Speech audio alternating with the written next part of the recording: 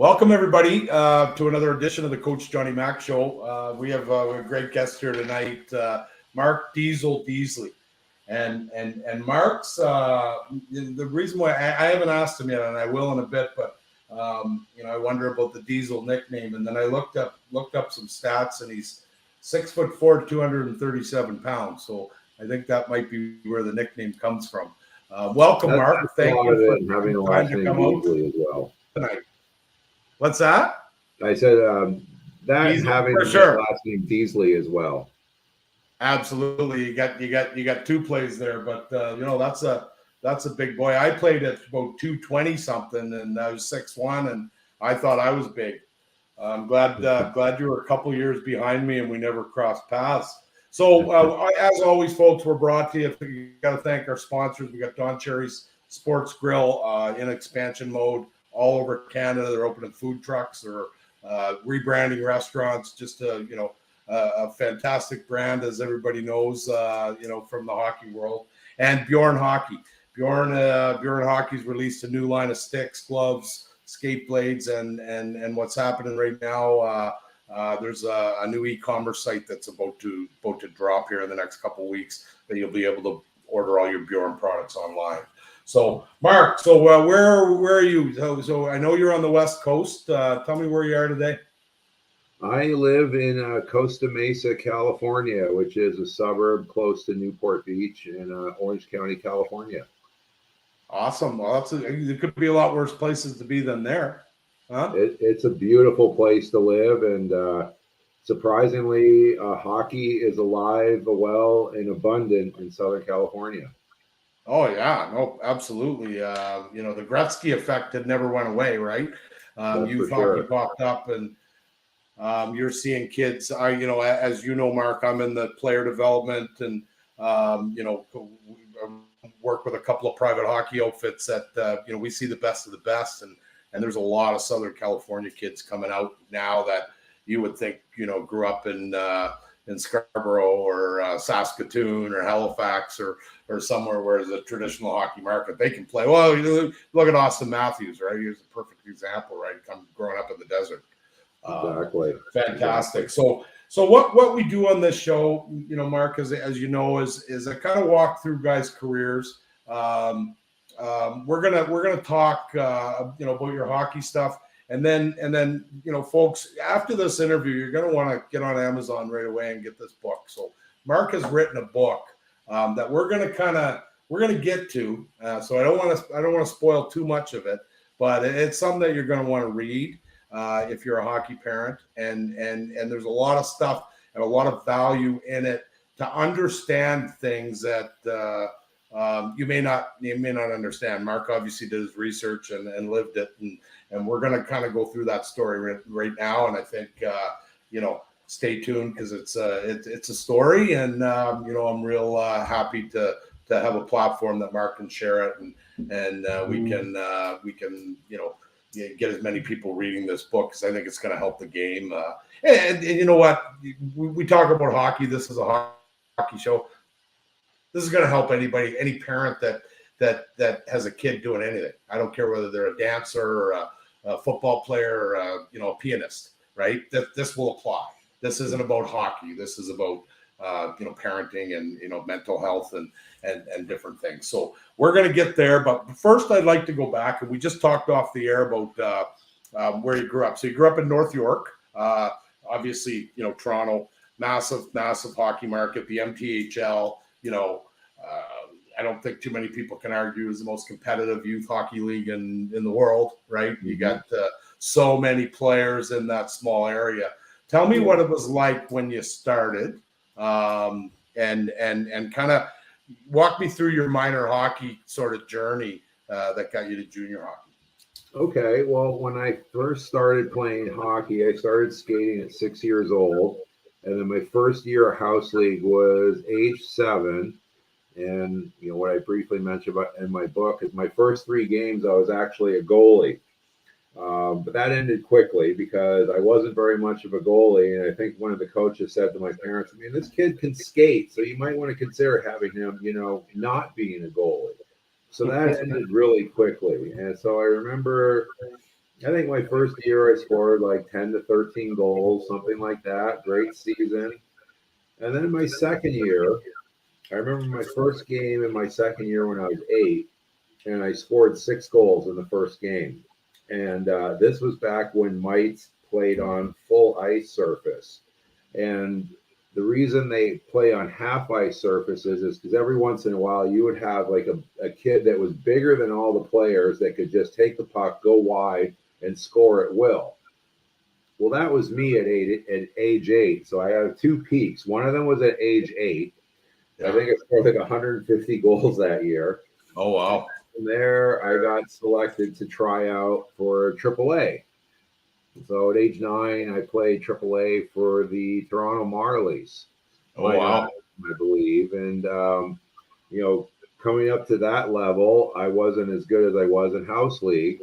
Um, so whatever year, I know I had a decent year, and I remember trying out for AAA at age 10, and then I got cut. So then I was one of those players that banged up around from AA to AAA. So I was never one of those players that was AAA from birth. So Right.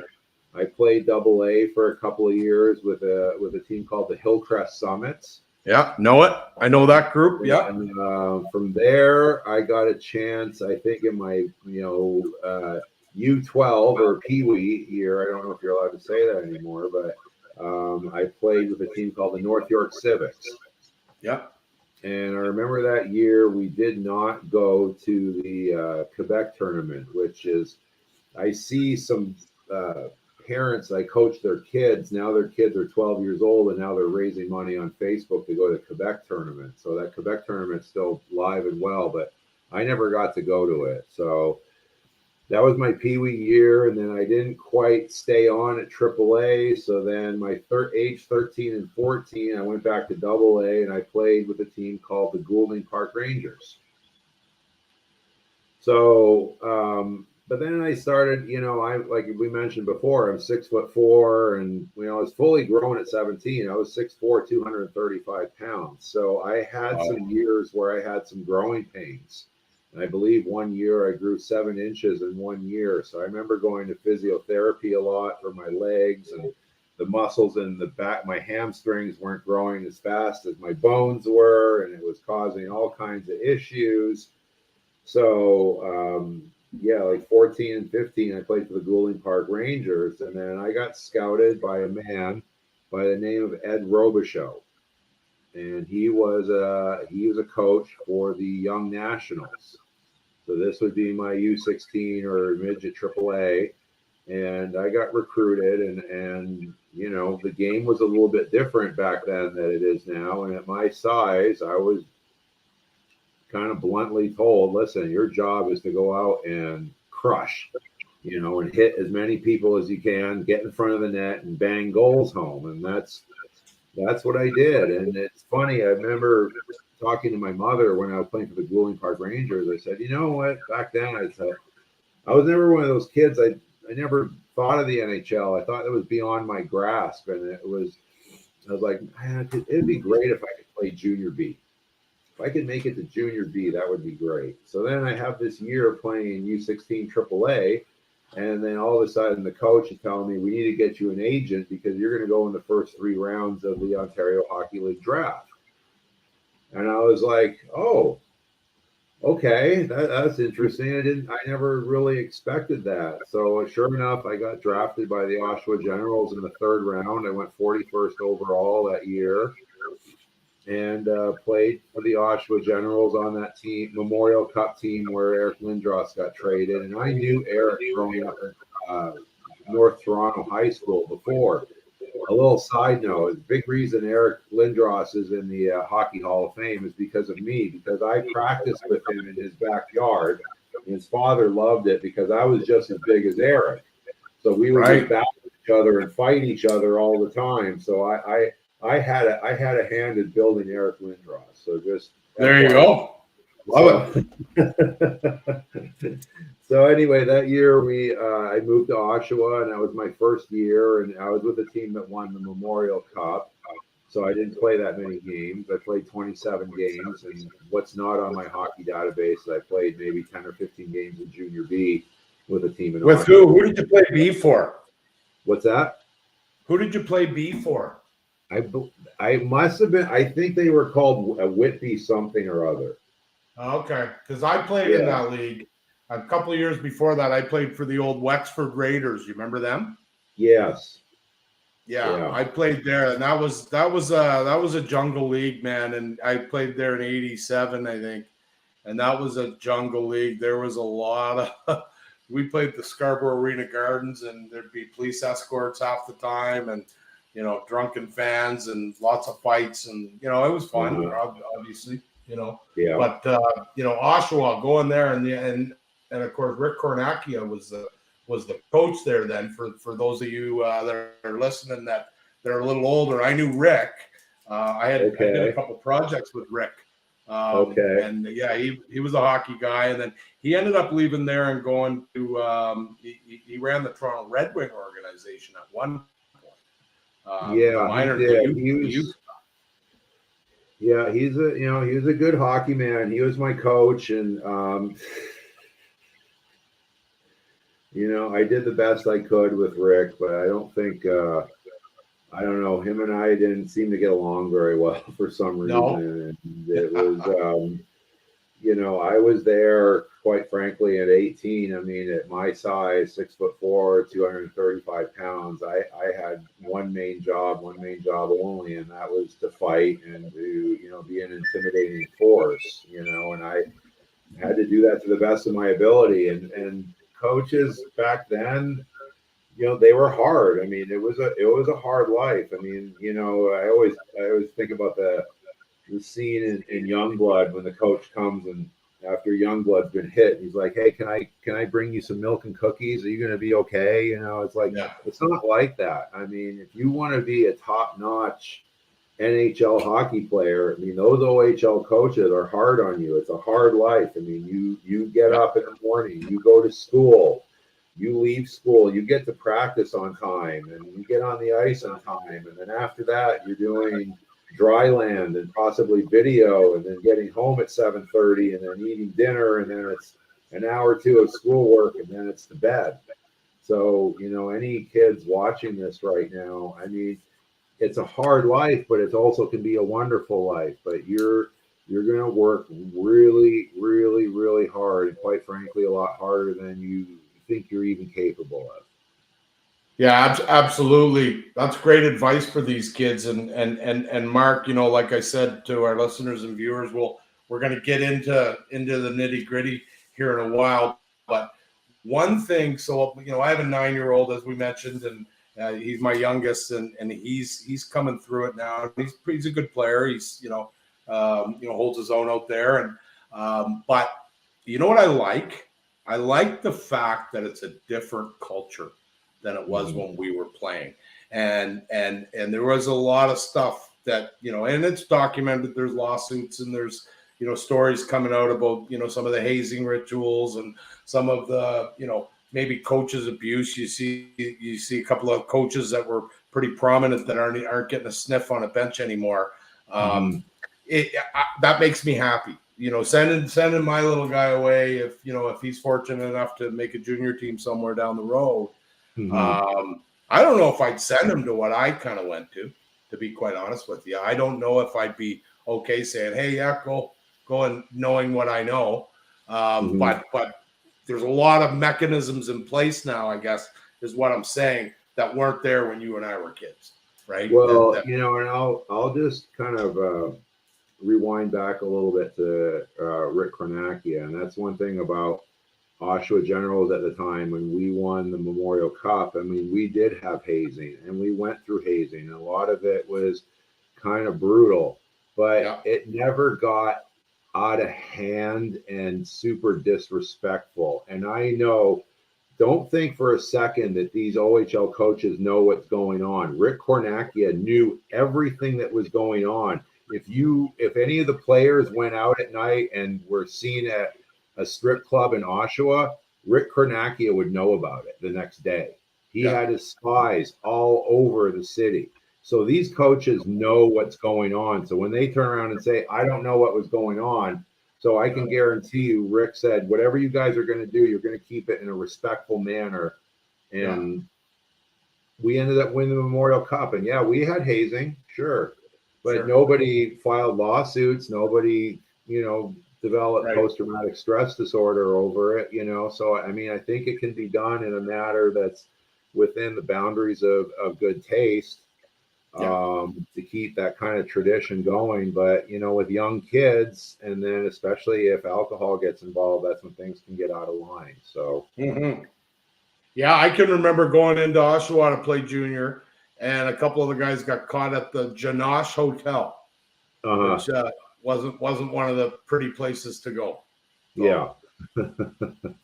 right. I'm sure you know that place, right? I've heard of it. It might be condemned now, I'm thinking. But, I hope so. Yes. Yeah. So you at that time, the size that you were at, you contributed, offensively. Did you think you were going in the NHL draft? Was there talk of you? My third year, I didn't have the best year, and it's one thing. I hope all the players listening to this that get drafted to an OHL team their first year go to a team that is not a contender. I hope they go to a team that is in last place, because then they're going to get an opportunity to play. I mean, when you get drafted by a team and then they make trades to get Eric Lindros and they're going to make a Memorial Cup run, making the lineup is, how they say, très difficile. Yeah. So I didn't see a lot of ice time. And then my second year, we were really good again. And we went all the way to the finals and lost to the Sault Ste. Marie Greyhounds. That was a good year too. So it was difficult to get ice time there. I mean, my second year, I'm struggling to get on the third line. A lot of time I'm still on the fourth line in my second year. So then our third year comes around and Eric Lindros has left and all the other great players have left the team. And then it's just us that have got maybe 3/4 of a year of ice time in 2 years. And then we were an average team. And then I remember it's like 3/4 through the year, they're like, if we're going to keep losing, we're going to lose young, meaning, okay, well, the guys that we didn't play much that are now expected to put the team on their shoulders, we're going to get rid of you.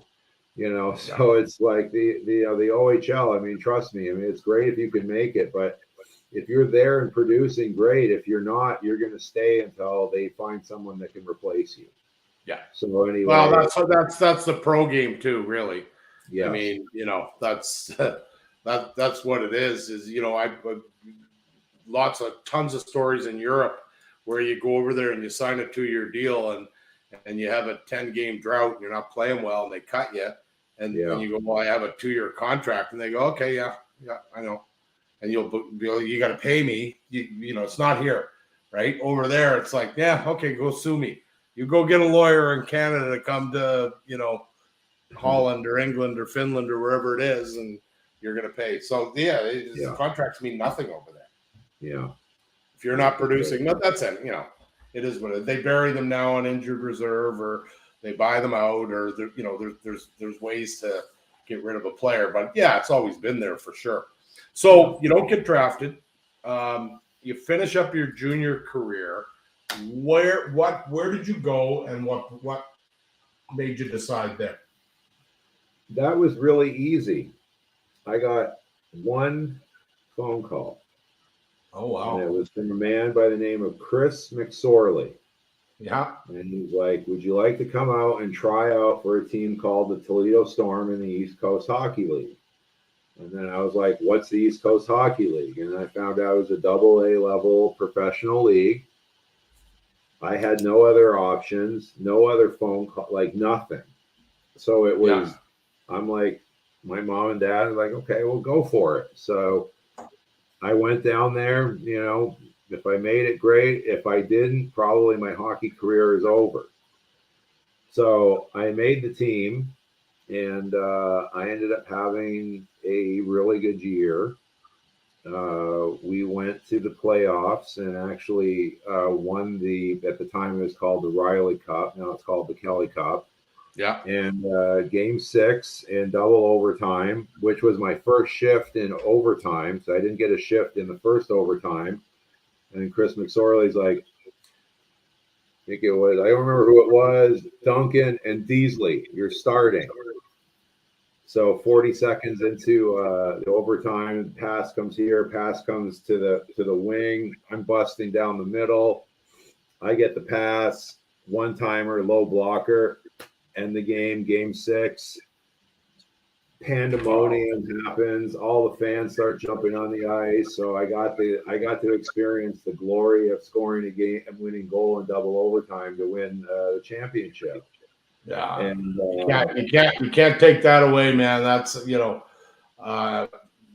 fantastic being in that position at any level. I don't care what level it is. That's exhilarating. Yeah, right? So it was a thrill of a lifetime, and the second year most of us came back, and then we won the Riley Cup again. This time, though, we were in Raleigh. It was game 5, and actually that game I scored 4 goals, and I scored the championship goal again. Wow. So since then, Toledo has never won a championship. So still to this day, so it would be 93-94 season, I got the last 2 championship goals in Toledo hockey history. Wow. Well, that's awesome. That was my last year I played overseas. Did you play a guy on the coast? And you will know who I'm talking about, I'm sure, because I ended up with him in Switzerland, Zurich, right after the NHL lockout in '94, and it was a guy by the name of Trevor Jobe. You remember him? Yes, I actually played hockey with Trevor. My first year, he was playing for Nashville. Yeah. And he was one of those players that he couldn't skate that well, but he was one of the smartest hockey players. I think he got like 160 points that year in the East Coast Hockey League. And he was an example of one of those players that could kill it at that level because the pace is a little slower. Yeah. But when you get up to the American Hockey League, these guys can really, really skate. And I tell this to any kid I'm coaching or anyone right now: if you can't skate, you can't play. Right. So he could score though, and he had a big. Do you remember he had a big long stick over his stick was literally at the top of his head. Yeah. And it was illegal at that time because there was a length limit in hockey at that time at every level. Right. So what would happen was he would use this big long stick for the whole game, and then for the last 5 minutes he'd go to a regulation stick because that was when statistics said somebody's going to call you on a legal stick. But that guy could score, and he was tough. He could fight too. Mm-hmm. He was one of those Western kids that just kind of played the WHL way and score, fight, do whatever he's got to take. But you're right. If he had been able to skate, I think he was going to be a real good. He could have been a real good NHL player. But the off-ice story, you've heard them, and he was. There's some pretty legendary tales about him and some of his antics. So we'll save that for another show. I was probably involved in some of them in 1 year. So yeah, well, you know what? That's what happens back then, and totally. So you win back to back, and I want to ask you about it. So just for our listeners and our viewers, I don't know Mark. Mark's a few years younger than I am. We never crossed paths anywhere. I was gone from junior when he got there, and then I played overseas but I interviewed an old teammate of yours, Ian Duncan. Had a fantastic interview with Ian, probably 4 or 5 months ago. And I remember Ian's career. I remember him, being in Winnipeg. I was kind of coming. I was a kid, and he was, that type of player. Like I was fascinated by Ian's story about how he was supposed to be Gretzky's winger when he got hurt in LA. I was like, wow, that's crazy. Anyway. Ian introduced us. Ian said, "Hey, you know what? I got a buddy that has a story to tell, and I'd love to link you guys up." So we started talking. I ordered your book, and here we are today. Tell me what Ian meant to you, So coming into the pro game, right after maybe as you mentioned, not feeling you were utilized properly in junior as much as you needed to be to develop, and then you come into Toledo, and you've got a guy like Ian Duncan that's at the tail end of his career now, and he has played in playoff series against Gretzky. Could have been Gretzky's line mate. Played. He was a real good hockey player. So what does Ian mean to you? What did he mean to you coming into Toledo? Well, so Ian, I think, is probably the best player that ever played for the Toledo Storm. He's going to get inducted into the Toledo Hockey Hall of Fame this year or in 2024. I heard that. Yeah, I congratulated him for that. That's tremendous. Yeah, so I remind him every once in a while that I got elected into the Hall of Fame in 2017. So, listen, Ian's a bit of a acquired taste, all right? So, when I was my first year rookie, he was 30 years old and wily veteran. And, back then, to be honest with you, sometimes the veterans weren't really nice to the rookies, and they gave you a lot of crap. Ian was one of those guys until one day in practice, I got up and threw my gloves off, and I'm like, that's it. You and me are going right now. And ever since then, we've been best of friends. Okay. But that's part of, that was kind of part of the ritual back then. The veterans are like kind of testing you to see, can you take it? Can you be one of the guys? Are you going to stand up for yourself? So, from that perspective, Ian made me or forced me to stick up for myself. And then, ever since then, we've been the best of friends. So, but I loved watching Ian play. He was not only good offensively, but he was a great defensive player. And man, he could open ice hit like not maybe except for Eric Lindros and Scott Stevens. I haven't seen that many better. Yeah, I liked his game. He played a heavy style of hockey, and just for a kid, I just would imagine coming into the pro game, and there's a guy that's got how many 100 games in the NHL already. That's cool, and probably helped you guys find the formula to win. And McSorley, he was an old school guy too. He was a guy that coached hard, and he's he still coaching? He's in Switzerland or something, I think now.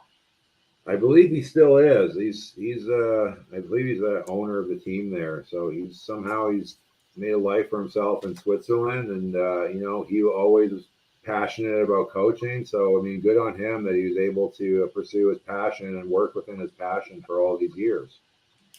So you played your first 2 years and you win 2 championships. Yes. Okay. Then you play 9 more. Did you ever get another sniff? No. Like not even close. No, wow. and you know what? That nothing wrong with that. Most guys, 95% of the guys will play that 11-year career and not get a sniff, right? Yeah. That kind of thing. So that's good. So you retire. What year did you retire? Well, the best I did is I signed a contract with the Winnipeg Jets, and I played half a year in the American Hockey League, and I really couldn't skate at that level, and my skating just was not up to par. And it was kind of thanks, kid, but no thanks. So I got to go to one NHL training camp. I got to play one NHL exhibition game that's not in my hockey database. So I got one day of flying on the plane and staying in nice hotels and eating good food and going out afterwards and hanging out with the guys. And, unfortunately for my game, that was it, but after that I banged around. Well, that's more than most of us had. Yeah. That's more than most of us had. I'd take that one preseason game in a minute. Yeah, absolutely. So it was, you don't know it at the time, but those are some of the best days of my life, So, but after that, I banged around at a AA level for a few years, and then I retired in 1999. So 99, you hang them up, okay? Yeah. And this is where we're going to start to get, for lack of a better term, real and serious. And, we're going to talk about some things that are tough, are going to be tough for some people to hear, but Sure. they need to hear them, right? Yeah. This isn't, we're here to tell your story, and we would be remiss if we didn't tell the whole story, right? Yes. So Yes. you retire in '99. Tell me how your life goes at that point. Where were you? Where did you end up kind of living? Where did you retire? That kind of stuff. Well, I settled in Toledo, which I shouldn't have, but I sold real estate for a little while. That didn't work out, and then I went back to college and graduated with a degree in accounting. Um, and I ended up becoming a certified public accountant, and I was living in Toledo for a while. So, from that perspective, I got educated and got into a professional job and got a professional license and kind of worked my way up, but I was never really happy. My parents always wanted me to finish school and get a university degree, which was kind of important, which I ultimately did, but I didn't graduate until I was age 30 because of hockey. But I did go back to school, and I mean, at one point in my life, I was working in a full-time job and taking 4 classes a semester. So and I graduated cum laude and did really well and got a job doing that. And always thought I was supposed to be in finance, but I was never truly happy. So, throughout those years, unfortunately, I made some wrong decisions, and it was really after hockey that I sort of got into drugs. And my story, obviously, there's reasons why. We'll get into those a little bit later, but it was always within, well, I'm just a recreational user, and I just like to do it on the weekends, or I can handle that, and that went on for probably 20 years, and then uh, in my late mid 30s, I met kind of a bad crowd, and that's at the time, especially out here, the big thing then was OxyContin, and that was in a pill form. They're called green monsters. They're 80 milligram pills, and someone kind of turned me on to smoking it. So when I tell my story, and before like doing pills and heroin, I never. A lot of people don't know this. They always think, well, you're doing a needle. That's not the case. I always smoked it, and I kind of fell in love with, they call it chasing the dragon, and you would put your OxyContin or heroin on foil, and then you would smoke it. Mm-hmm. So then that led into harder drugs, and it led into crystal meth, and then before you know it, like I have to go to rehab. So um, I got into a really bad spot, and I was making a lot of money at the time, and I was somehow able to manage my work and my addiction at the same time. But the work just kind of fueled my addiction, and probably at one point, I was probably had a $75,000 a year drug habit. Wow. So it got really bad. It got really bad. So during that time, I had an epiphany. And in fact, it was April. I remember it was like April 25th. Can't quite remember the year, but I basically felt the touch of a higher power. And it was like, you need to tell a story about you and your father and how you got this way. And when also, not only was I using, but I was 320 pounds. So I'm 320 pounds. I'm addicted to heroin, crystal meth. And I'm like, how did I end up here? I mean, I'm a certified public accountant. I'm a reasonably smart guy. I was raised in a middle class family that my parents didn't use drugs or alcohol at all. So like how did this happen to me? How did I end up here? And I heard that voice in my head. It was, tell a story about you and your father that's going to help people. And I didn't quite understand it at the time, exactly what I was supposed to do. So as I'm kind of cleaning myself up, that's where Ian Duncan comes back in. And he was a coach of the Menor Icebreakers. And I guess at one point, right when I was deciding I'm going to have to write this book, I'm going to have to whip myself into shape. And the only thing I've ever done to whip myself into that kind of shape was to play hockey. So at age 46, I just turned 46. I said, I'm going to play professional hockey again. Wow. So pretty crazy. So I started working out and training, and in the process of doing that, I got clean. Something I'll talk about in the book, something that helped me get there was something called Vivitrol. We'll go into that later. But I posted on social media like a jackass that I was going to come back and play for the Toledo Walleye. Well, the East Coast Hockey League and me being age 47, probably not within the realms of reasonability. However, the Federal Prospects Hockey League was. So Ian invited me to play a few games, and the league at the time, it was called the Federal Hockey League. Now it's called the Federal Prospects Hockey League. Right.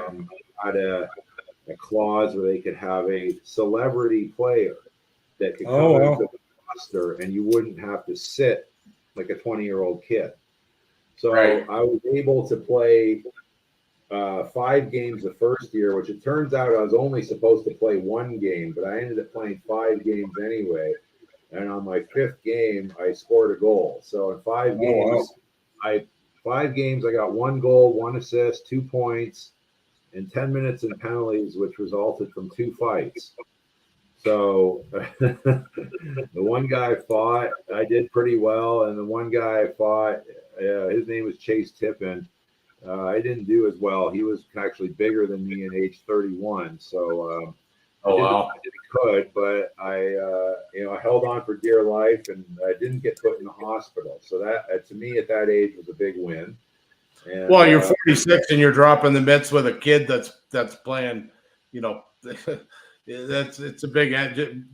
It's a win to just show up, right? Yeah, just exactly. Right. Exactly, but in that process of training and being on Vivitrol and some other things, I never used dangerous street drugs ever again. Oh wow! Well, so congratulations in that on process, that. I had started writing my book, and why did I end up, the way I did? And I had 2 horrific events in my life. And one of them, I was sexually abused when I was 5 years old by a neighbor. It happened multiple times. It's unfortunate. I came out and did an interview about it with one of the Toledo news channels. And I talk a little bit about sexual predator coaches in my book. But the other part of the book was when I started playing hockey. My father is a very nice man. I love my father very much. He doesn't actually know about the book because he's 85 and dementia setting in and things like that. And he doesn't even really remember, but he was extremely vicious verbally during the car ride home. And this started when I was 7 years old. And especially that year when I was 8 years old and scoring 150 goals, my father was obviously getting a rush from that, and maybe attention from other parents, and the feeling that my son is the best one out there, because that is a reflection of me.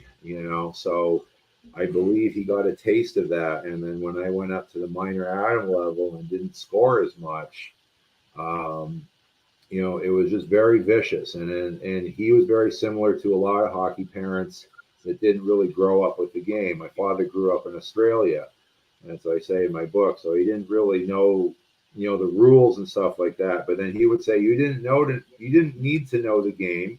All you need to know is who scores the most goals on the ice.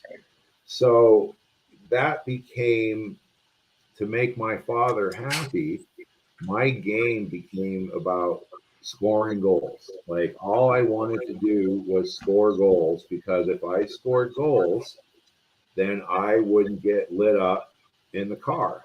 And my father never hit me.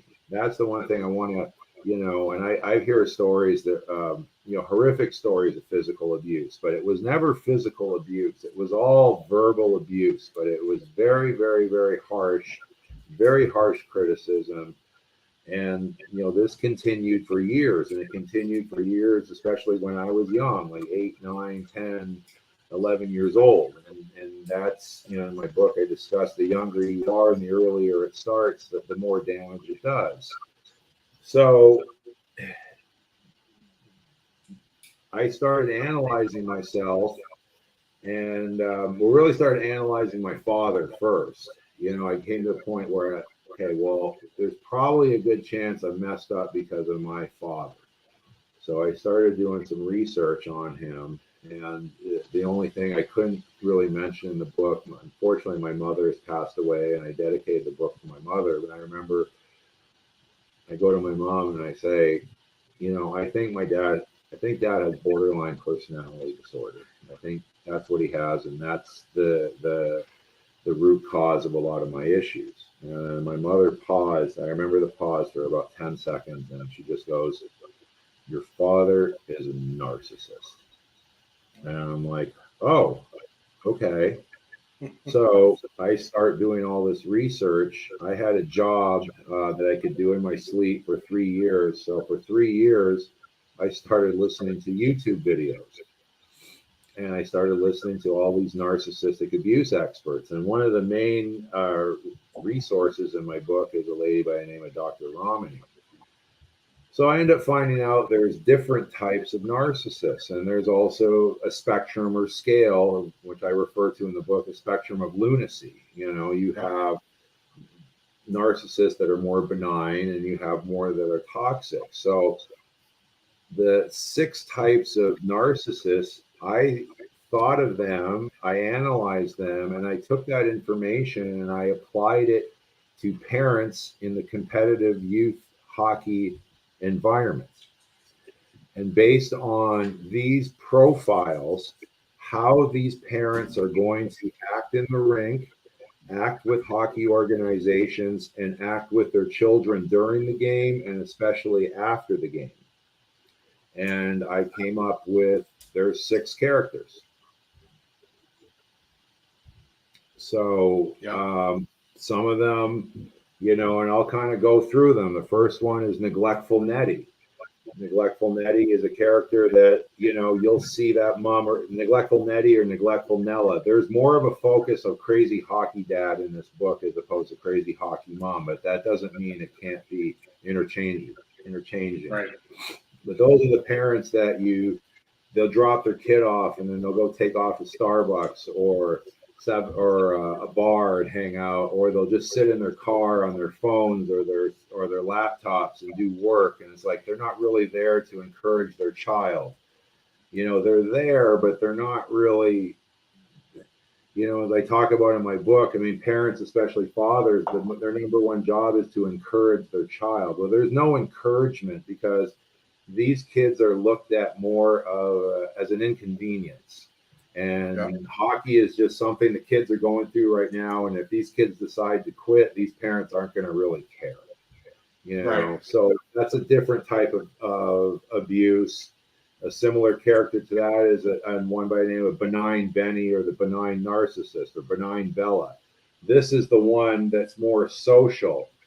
The neglectful one is introverted, so they won't really hang out with the parents or talk to the parents. Or if they do, they're the parent that tries to blend in but never quite fits in, or they're kind of like standing by themselves, or they're quiet. The benign one is more like the life of the party. I mean, especially, I know in Toronto or in Canada, it gets cold in the wintertime. Well, hockey in Southern California doesn't. So a lot of the parents, they'll tailgate, which is always a good idea to mix alcohol with competitive youth hockey. But they're kind of more like the life of the party parents, and they want to make friends and they want to socialize. And then they're the ones hanging out in the arena bar, checking out the other hockey moms that are easy on the eyes. They're more social, but they're not really watching their kid or there to give their kid more encouragement. They're like, oh, this is an environment for me to be social. Yeah. So they're not really there to encourage their child either. And then after hockey games, they're going to be more like on the smart ass side, like, oh, yeah, great. You're going to be the next Connor McDavid, and just like kind of like, self-deprecating jokes more towards their child. So, but that type of abuse is more like neglect as well. Then you get into the more serious characters, like my father. He was a covert narcissist, or what I call covert sensitive Sam. The covert parent is the one that sits. He either stands in the corner with the least amount of people, or he sits or stands in the stands in the arena by themselves because they're introverted. They don't have very good people skills. And they prefer to be by themselves. So, like a neglectful and a benign parent, they won't watch the game that closely. They'll watch and then they'll go to the bar and they'll talk to their friends because they're not getting as much of a narcissistic supply or living through their children as much as some of the others.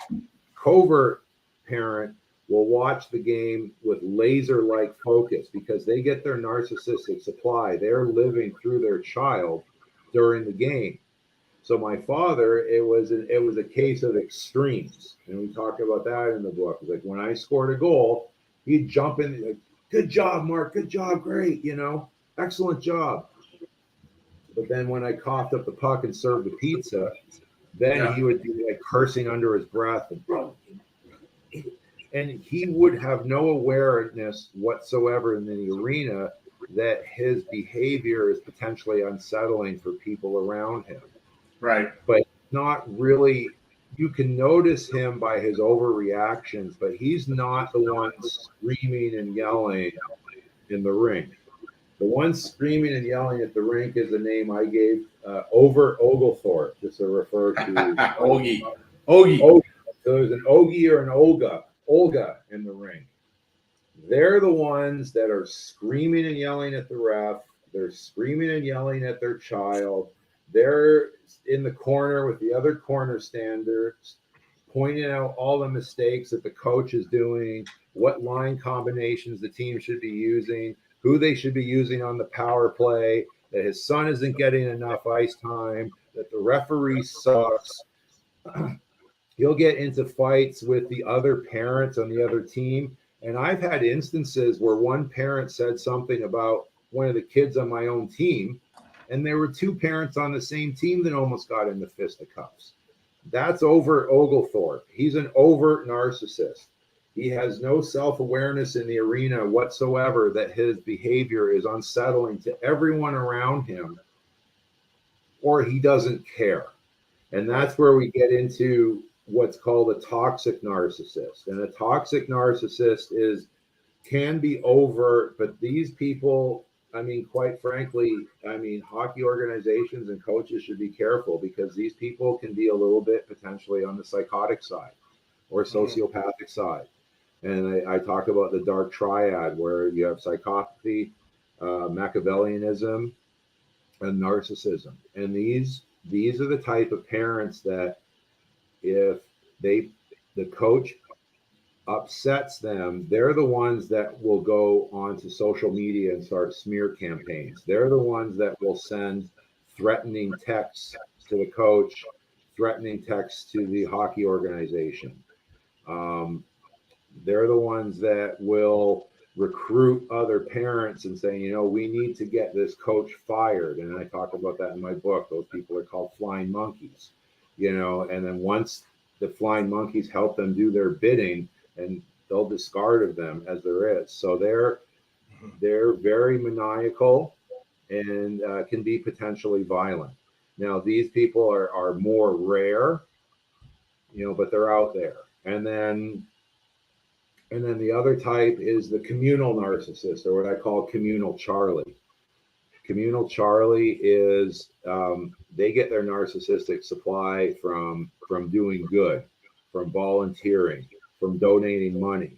You know, I mean, they get an external, they get an external rush. That external validation from doing good in the community is their narcissistic supply. So, in the context of the youth hockey, community hockey world, or competitive youth hockey world, they're going to be the guy that, hey, they're well to do and financially successful. Great. I'm going to donate to the team, but I want to be the assistant coach. And my kid's on the team and he's getting a regular shift and is on the second power play unit. Right.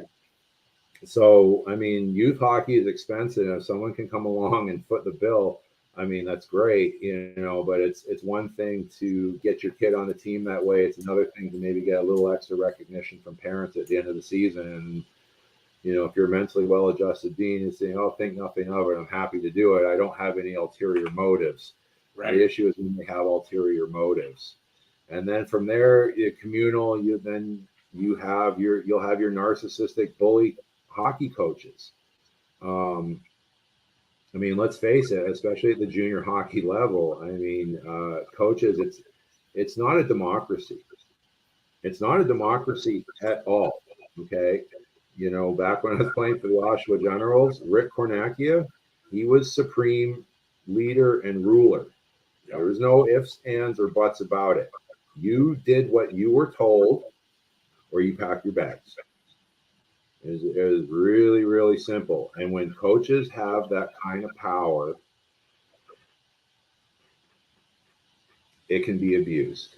And there's a lot of examples of this. And I talk about in my book, it's not uncommon for a professional hockey player to have very ill will thoughts towards a coach after they've stopped playing for them. And it's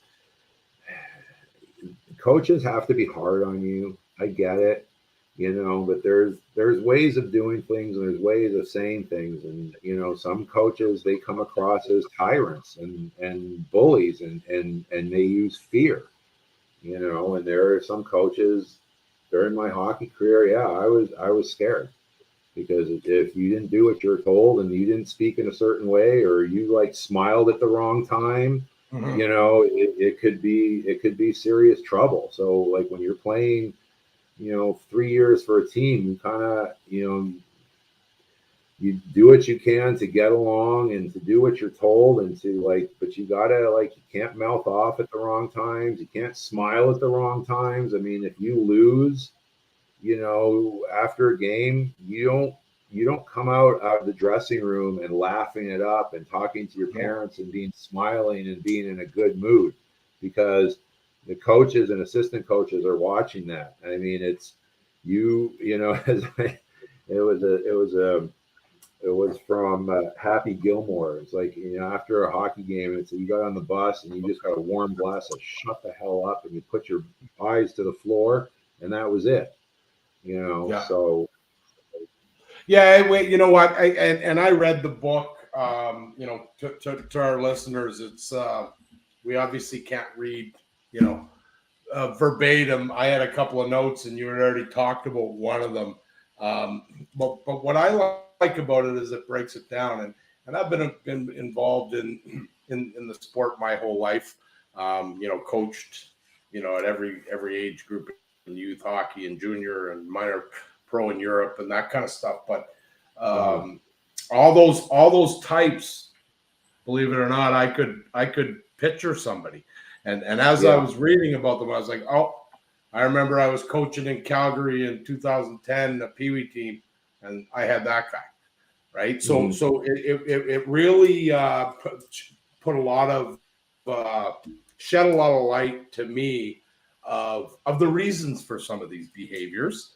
And then personally, I want to talk about, and I have no idea what it is. I think I might, but I want you to tell me. I didn't Google it. Psilocybin. Did you hear that? Psilocybin. Oh, psilocybin. Psilocybin. Yeah. Yeah, psilocybin is what God's prescribing. And there's Dan Carcillo and Mike Tyson, and they talk all about that. But, you know, the characters that I discussed are going to project all their negative traits onto their children.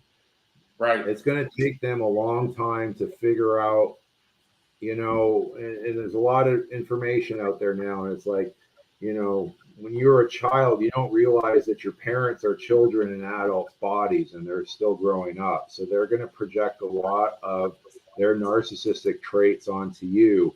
And if you're dealing with drugs and alcohol, you are narcissistically abused, and especially, if you were sexually abused as a child. And unfortunately, in my book, I have to talk about what's called a sexual predator coach and what they look for to groom parents and children, and what you can look for to prevent that from happening. Psilocybin or psychedelic therapy is gaining prevalence. Whatever is in you is going to come out.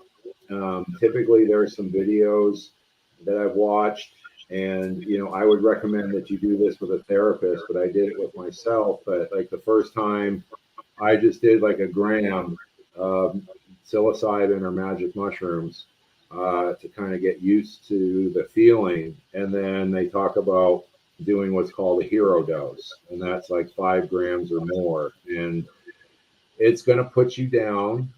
You're either going to laugh a lot, you're going to cry a lot, you're going to get cold.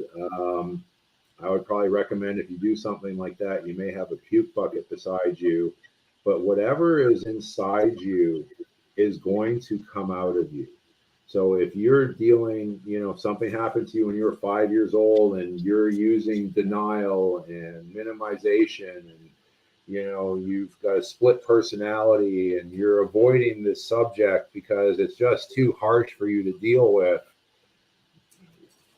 when you're on psilocybin, that's not going to happen. That's going to come out of you. And I truly believe if you have demons inside of you, they need to come out of you, and it's a tool to make that happen. But it isn't something to take lightly. And No, and I just want to interrupt you there. Sorry, Mark, because Sure. this is what to me was the most profound kind of page in your book. Whether it's the psilocybin or the mushrooms, or what whether it was that, or whether it you come to an epiphany in your life, or you research the type of abuse that you suffered and understand it more, maybe come to grips with it. But I just want to quote a page here. So this is page 204 in Mark's book, the long car ride home. So respect yourself and others. I mean, that's a message that I think we could all use every day, all the time. Mm-hmm. You are disconnected. Find yourself and your true calling. I look at your situation and what we've talked about, and getting in shape and losing all the weight, and coming to grips with certain things, and then playing hockey again at 46 years old, right? So fantastic. Something to love, something to do, and something to look forward to. And I think that's a tremendous message as well, because that that just sums up somebody that's happy, right? If you love something or things, and you're busy, you're not sitting there going, driving yourself nuts, and then something to look forward to. That's a tremendous. Anger will destroy you. Absolutely. Right. Help people become courageous. And I think writing that book, Mark, that's what you've done, because I think, if we can get people to get this book, and it's available on Amazon. I bought it and had it, I don't know, 2 or 3 days later with Amazon Prime. And yeah, fantastic read. Anyway, I want to finish here. And this is important. Forgive your, I think, that's a nice way to kind of frame everything up, because I didn't know where it was going, right? I was like, Is the animosity still there? As I kind of read through the book. Yeah. Forgive your creepy molester. I have. That's Uh-huh. again another message. That's the Christian way. That's the, hey, you know what? I'm going to be bigger than this, and I love it. You are on the right path now, and to feel that after what you've been through must be just exhilarating, right? If it puts you in a place. One of the things he says early in his book, folks, is that he couldn't even watch a hockey game for 10 to 15 years after he retired. Couldn't put on a game on Saturday night. Hated it. Absolutely hated it. And now, and we haven't talked about this yet, but when we had our pre-show call the other night, you were in the coach's room because you're coaching multiple teams at a high level in California and give them back. 15 years ago, you would have thought that I was nuts if I said, hey, Mark, fast forward to 2023, you got a book out that's helping people. You've forgiven everything that's happened to you that you didn't deserve because you were a kid.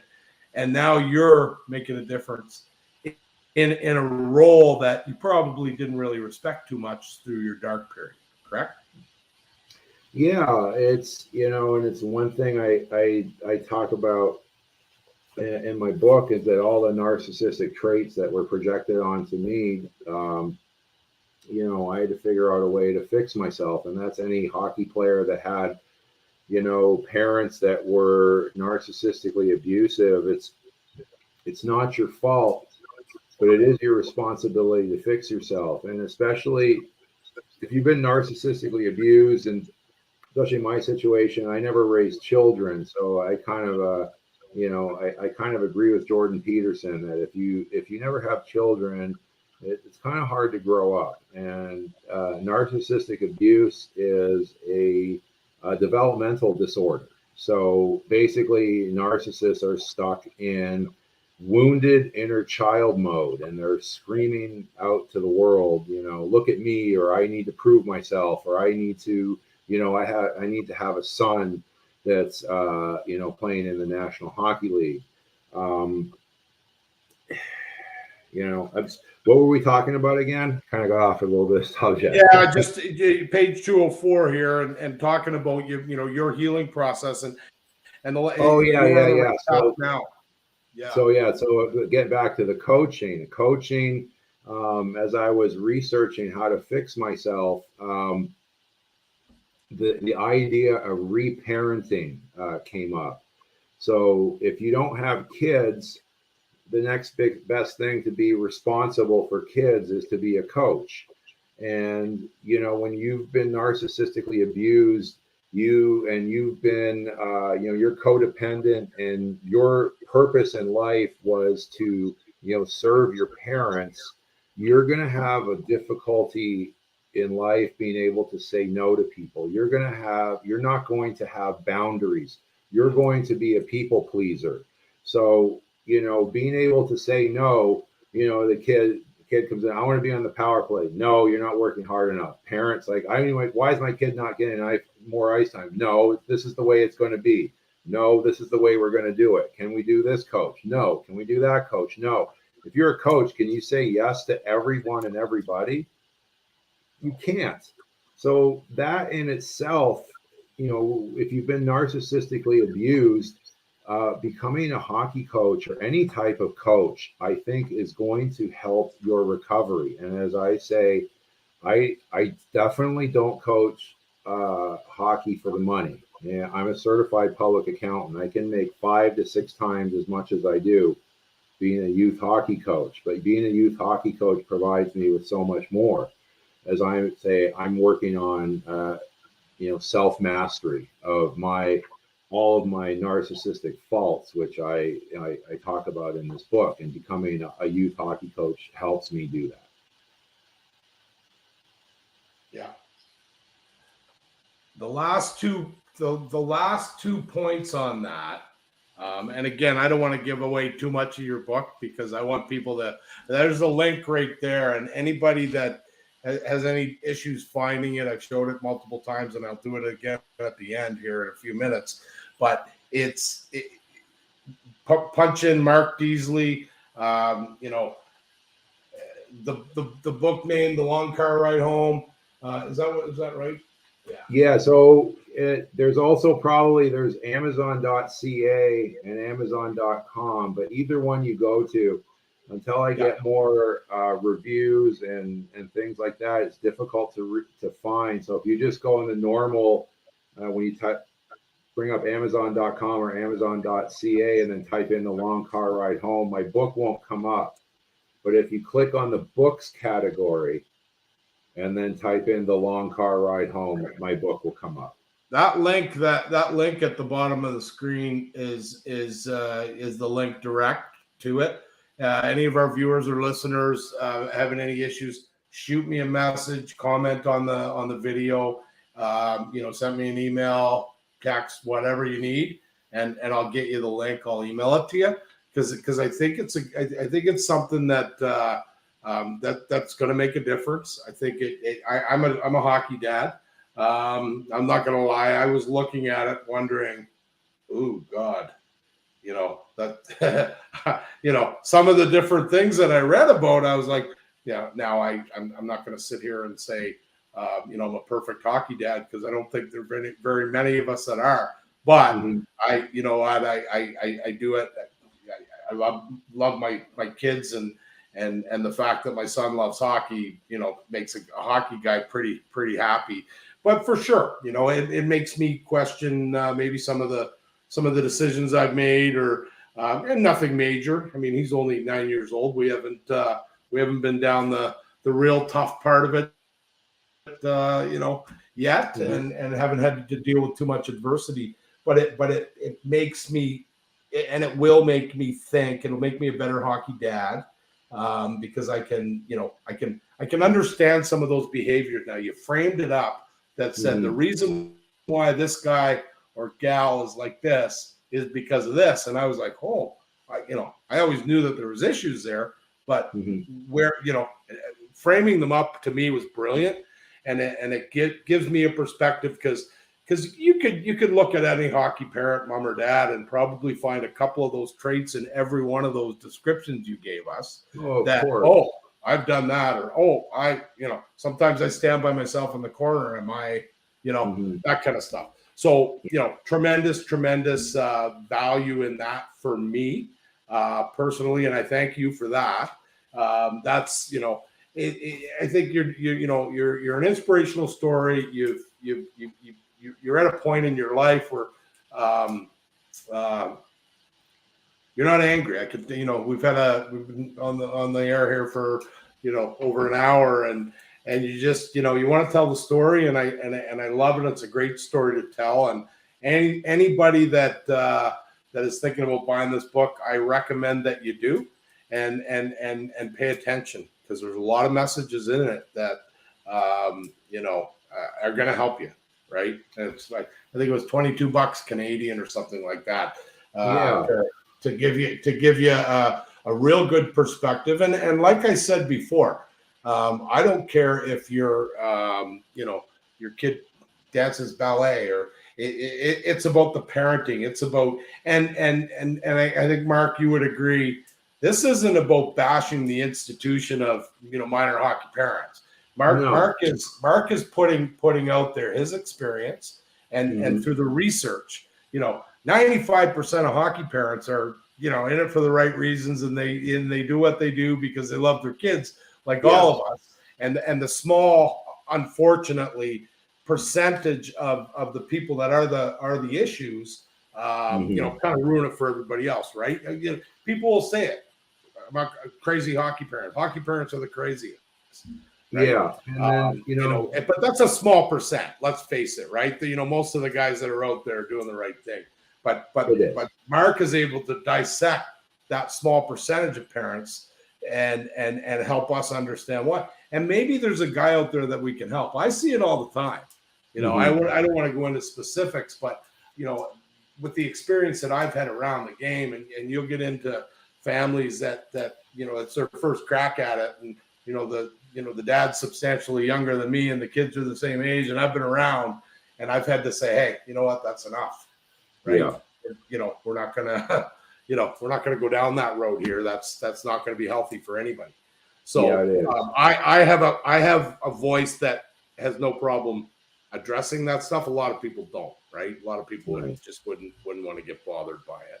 So what would be your message to, and sum it up in, a few sentences to somebody coming in and wondering how they should behave as a parent of an elite athlete, dancer, anything really, because buy this book for your neighbor, or your brother-in-law that maybe a dance teacher, right? Yeah, it's you don't want to be overly critical. And listen, I mean, kids that are playing at a decent level, they're playing a AA level, AAA level. After a hockey game, they know they didn't have the best game. It's like during that car ride home, that's what I talk about. It's an emotionally charged environment. The coach is hot, the player or the parent's hot. So the player's upset, the parent's hot. You get in the car, you're driving, the kid's sitting in the back seat. He doesn't want to hear it. You're screaming, you're yelling at him, you're going over why the game didn't go that well. I mean, you're just adding insult to injury. It's like, your boy's upset and the effort was there for the most part. You say, hey, son, you didn't have the best game, but I love watching you play. Right. Yeah. And then maybe like the next morning when everyone's, hey, so what went well about the game? What didn't go well a game? And then one thing I try and talk about with my players, and it's something I have to apply to myself, and that's part of being a coach. I can't go and tell my players, losers make excuses and winners recognize their mistakes and make the necessary adjustments. I can't go and coach that and not take that to heart myself and do that myself. And that's part of where I list all the narcissistic tendencies that were projected onto me by my father during those long car rides home. And I think there's like 17 of them in chapter 7. And I'll leave that for people that want to buy the book. But that's my message, because listen, parents, you're especially the ages of like kids start skating and playing hockey, like ages 6 to 12. Those are the most crucial years. I mean, build your child's courage up. You don't build a child's courage up by telling them that they suck, by telling them they had a horrible game, telling them, how could you hit the post? How could you embarrass me like that? That was disgraceful. How could you serve a pizza up the middle of the ice? I mean, that's going to get you nowhere. And then in some cases at the end of the line, yeah, I love my father and I talk to my father, but there was a long period of time where I avoided him as much as I could. And that's what you call like gray rocking somebody. You have a conversation with them, and if this conversation turns south, you don't get involved in it. You just quickly change the subject, and then I'll talk to you next month. And then does a father really want to have a relationship with their child like that at the end of the road? No. I mean, these are the most. Well, that scares me. That's awful to me. The thought of, my son not wanting to. I'm a hockey guy. I coach. Skill development, but I don't coach my kid. Mm-hmm. I did when he was up until he turned. He turned 7, and I stopped coaching him. I go out and sometimes I'll do a skills session with his team. The coach will ask me to, no problem. Mm-hmm. I watch the games in the stands with my wife. I enjoy that, and my message would be, if I want to add on to your message, it would be let the coaches coach. Right. Yeah. My son. I mean, hockey's my life. I make my living in it. I'm involved at a very high level. Yeah. Our car ride home is very simple conversation. I know, like you said, I know if Jack played well and I know if Jack played bad. Mm-hmm. And I'll say, did you have fun, son? Yeah. And they'll say, well, if he played bad, probably not. But, if he played good, probably. And that's it. I think, they're smart enough. He's 9 years old. He knows that he served the pizza up the middle, right? Yeah. And the guy came in and sniped his goalie. He knows that. I don't have to tell him that. Yeah. And let the coach do it, folks, Yeah. right? They coaches get tremendous training on how to coach our kids, and let them do that job. Because if you have a coach, you can talk about a guy like Rick Carnacchia, maybe a hard old school guy at a younger level, say, right? And then you got 14 or 15 dads telling their kids to do this and that and the other thing, and then the coach is trying to coach them to not maybe do some of those things, because let's face it, there's a lot of guys that don't know what they're talking about. Or in your case, your dad wants you to score goals. Were you passing the puck, or were you too scared to pass the puck? Because if you pass it and little Johnny scores, and that turned me. And any of my hockey or the guys I played hockey with in Toledo, they would say Mark Deazeley never passed the puck, because when I got the puck, I would just go, or I would just find a way to score. And I think that's how I sort of even developed my style. It's like, listen, I was one of the slower players on the ice because I was the biggest, so I had to learn. I didn't have the speed to dangle through everyone and score. So if I passed the puck, I would pass, I could break out in the defensive zone, and then I would find a way to get open in front of the net. Right. But if I got the puck, if someone passed me center ice and passed it to me, and I'm just getting over the blue line, going past that defenseman, I got to be honest with you, I just have blinders on, and I would just take it to the net when maybe the better play was to drop it back. Or to, if you're coming down the left side and you're taking a shot, maybe there's a guy open on the other side, wide open, but you got blinders on, so you don't see him, because I have to score a goal, because I need my peace during the car ride home, and I got to do everything to keep my father happy. So I honestly believe that was a big impact on how I learned how to play the game. And quite frankly, I learned how to play the game in a lot of wrong ways. And I'll say this. My joke is, I don't know much about the game, but I'm in a Hockey Hall of Fame. And, once I started coaching hockey, I was like, wow, I don't know much about this game at all. I know how to play wing. I know how to watch my point man. I know how to get the puck off the boards. I know how to make a breakout pass. I know how to cycle the puck. I know how to get in front of the net. And I know how to hit and beat people up. That's it. That was that was all I know. So then it was like, well, when do I tell a defenseman to step up? When do I tell him to come back? What type of, are we going to play a 1-3-1 neutral zone trap, or are we going to do this? Like, which side of the defenseman is going to step up? Is it going to be the left side or the right side? And then, we teach the kids, we talk about layers, when the kids up in the corner, you've got a centerman there, and then you got a defenseman there, and then you got this, F3 that can come down. So you almost have 3 layers before someone can even get to the net. And it's like, I didn't even know any of this stuff until I started coaching, So,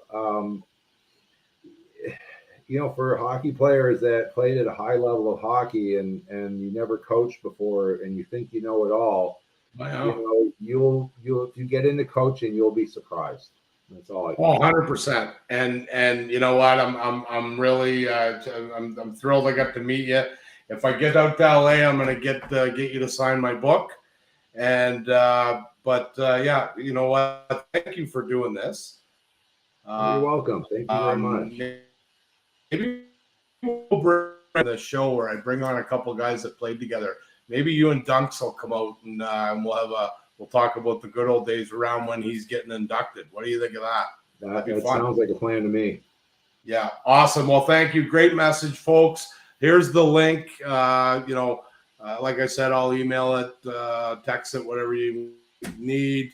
And there's the book. Look it up, read it. Buy a great Christmas present for somebody that that coaches and or has kids that are playing, either or.